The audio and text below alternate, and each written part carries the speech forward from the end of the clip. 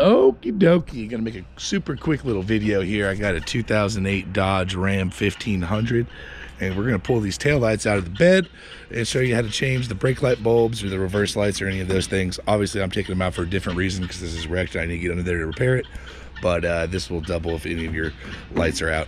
I'll have Amazon links in the description for all the lights. They also have them available at auto parts stores, even Walmart I think.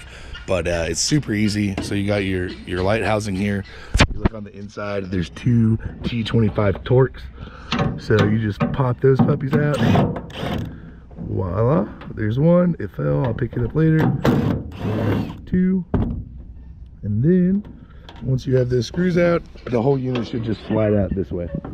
So to change the bulbs, you can just rotate these assemblies till they release like that.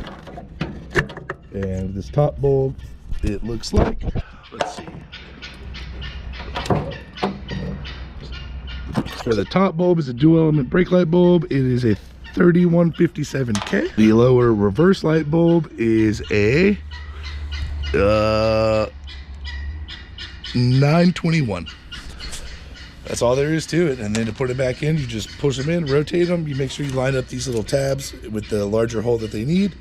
And then just rotate them back in, stick it back in, and put in your two Torxes. Simple as that. If the video helped you, hit the thumbs up button so more people can see it. And thanks for watching.